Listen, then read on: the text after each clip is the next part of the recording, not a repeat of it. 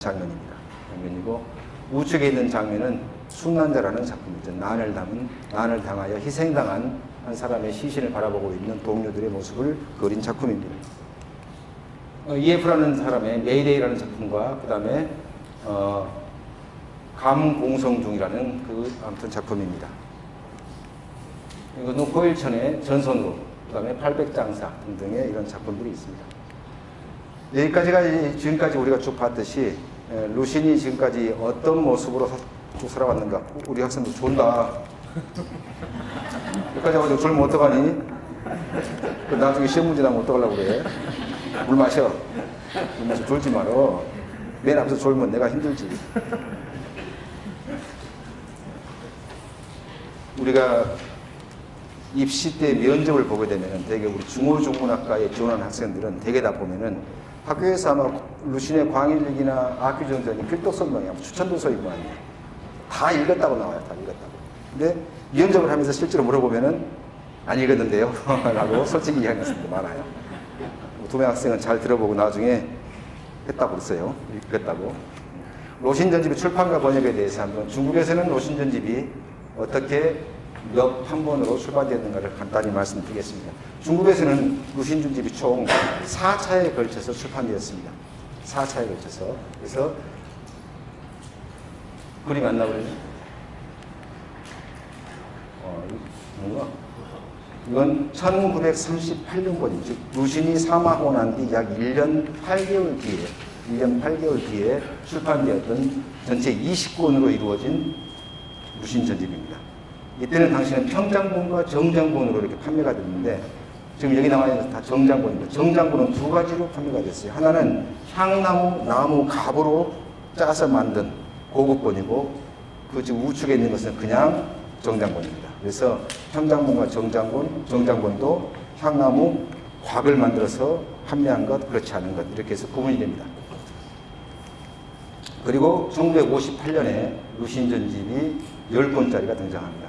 루신전집이 10권짜리가. 그리고 1981년에 16권본 루신전집이 출판되었습니다. 이어서 2005년에 20권본으로 루신전집이 출판되었습니다. 루신전집이 전 세계적으로 루신전집이 번역된 나라는 딱 두 군데입니다. 하나는 일본, 하나는 한국입니다. 하나는 일본과 한국인데 일본에서는 1937년에 대노신전집 6권짜리가 출간이 됐습니다. 사실은 지금 여러분들이 금방 눈치채셨겠지만은 루신이 죽은 지 1년도 채 안 돼서 일본에서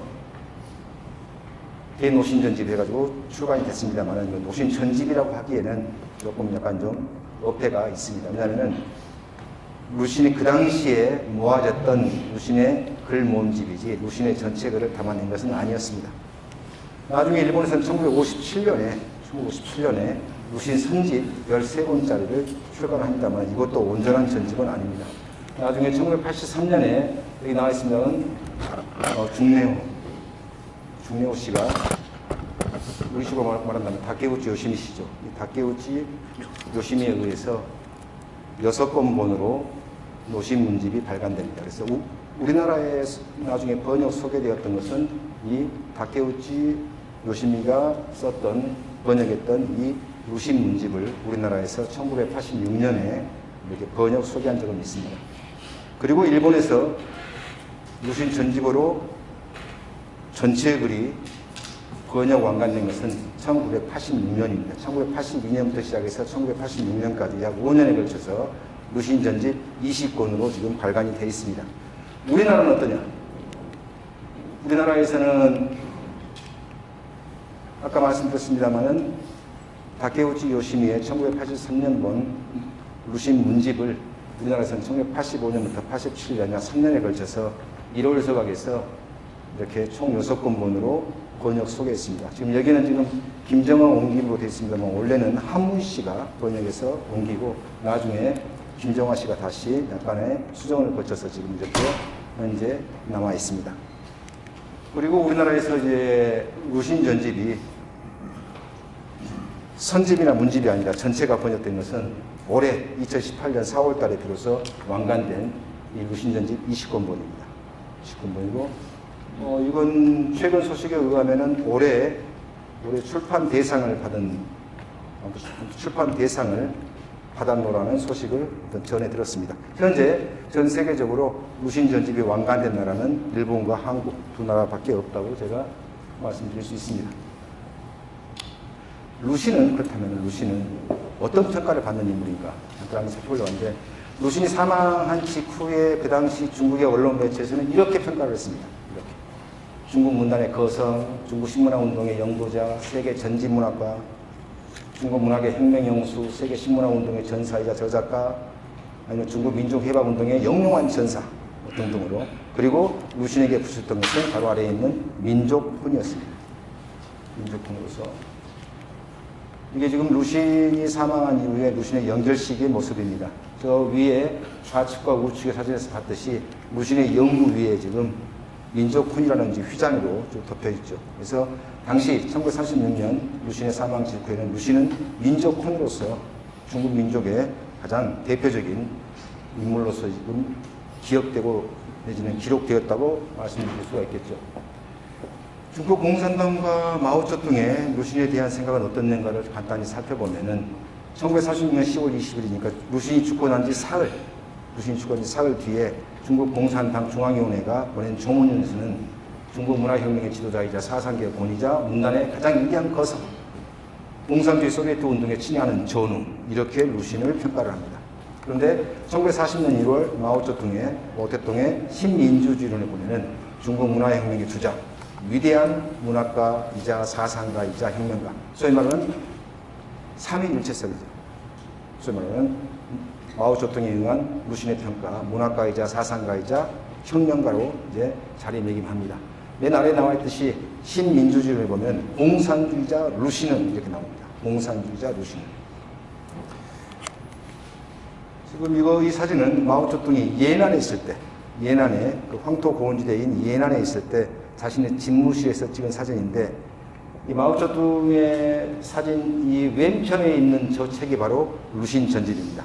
1938년에 출간된 아까 말했던 향나무 나무 목각으로 판매했던 그 바로 루신 전집입니다. 그래서 이거 물론 명출에 의한 것이기도 하겠지만은 마오쩌둥이 당시에 루신에 대해서 가지고 있었던 관심 부분들을 굉장히 잘 보여주는 그런 사진으로 평가를 받고 있습니다.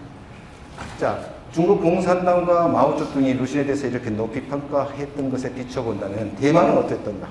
즉 1949년 이후 대만으로 패퇴한 장개석의 국민당 정부는, 혹은 대만은 루신에 대해서 어떻게 평가를 했을까?